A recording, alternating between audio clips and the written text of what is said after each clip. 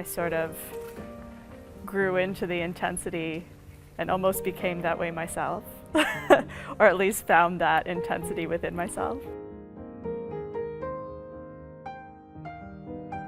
At 5 in the morning, like it's still pretty dark out, like all these neon signs, all these bright lights, and just the busyness.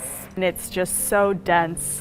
I mean, even compared to Toronto, like I grew up in a city in Canada, like the biggest city in Canada, and it was nothing compared to Hong Kong. So I think at first I was a bit overwhelmed, for sure, just by the intensity of everything. I kind of grew up in a ballet school, being able to like walk to school and like have my space. Even the public transportation wouldn't be as densely packed as it is in Hong Kong. I think when I first arrived in Hong Kong, I came here to work, so the first people I became friends with were my colleagues at the ballet. Being a ballet dancer is such a unique and wonderful thing, like because you enter your job, and when I joined there were like a handful of us who were new to the company, and you kind of find your community right away, which is really nice because you're immediately put in a space with people who, despite their very different cultural backgrounds, have one thing in common: we love to dance. And so it was the ballet who brought me to Hong Kong, but I think Hong Kong is what has also made me stay here. My husband also lives and works in Hong Kong, and he really loves the city. And also he's French, so if we were both never to have been to Hong Kong, we wouldn't have met each other. And we really have our relationship here and spend our life here. And Hong Kong is really the place where we've fallen in love and have our life. So I'm very fortunate. I get to dance in all 3 ballets. So we have the first ballet, which is Serenade, choreographed by George Balanchine. I think it had the premiere in the 1930s, and he's kind of like the OG rule breaker. We have William Forsythe's In the Middle, Somewhat Elevated, and he's probably like next in line when you think of rule breakers after Balanchine. And I think actually Forsythe took a lot of inspiration from Balanchine, so it's really nice to have those 2 ballets side by side. And then the third ballet is a world premiere called Strangelove.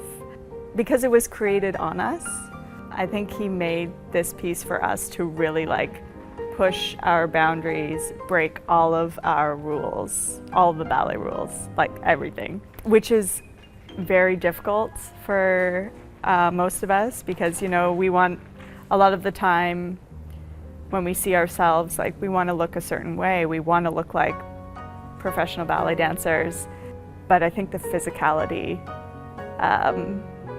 is what's really new for Hong Kong ballet. Personally, I've never danced a piece that's this grounded and raw in point shoes. Usually something more in this style. I would be like in soft shoes or in socks, bare feet, something that kind of like pulls you to the ground, where the point shoe actually is something that's designed to lift you up, but the movements are not that way at all. We get to kind of tell our personal story in all 3 ballets.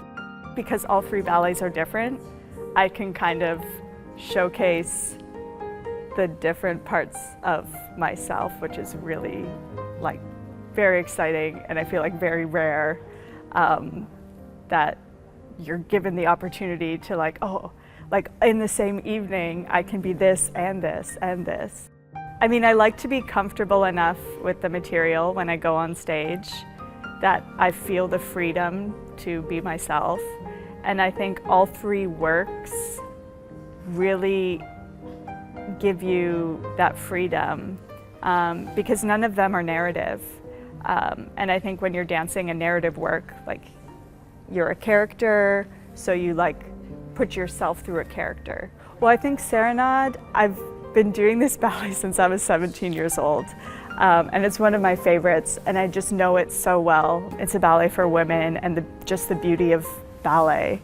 I'm dancing a different principle today than I did when I was 17, but it's still a ballet that I've like grown through and that I've been able to see myself like progress. I get to showcase, okay, like I'm a strong dancer, but I get to show this like edgy side of myself, a little bit more of my like pushing the boundaries of myself.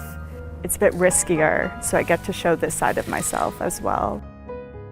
I've had teachers who told me like you have to fake it like until you feel confident, because otherwise your work doesn't read, and then what's the point? You know, if you want to get out there and perform, you do have to be like confident, you have to believe in yourself, you have to believe in like the messages you're sending to people, which is very difficult. I don't think any dancer, especially any woman, should ever try to like fit what they see as being like the perfect ballerina. I think the way to kind of be successful and enjoy your career so much more is just kind of find yourself and find your way. It's about like kind of knowing who you are, accepting who you are, and just being that dancer instead of trying to be something else.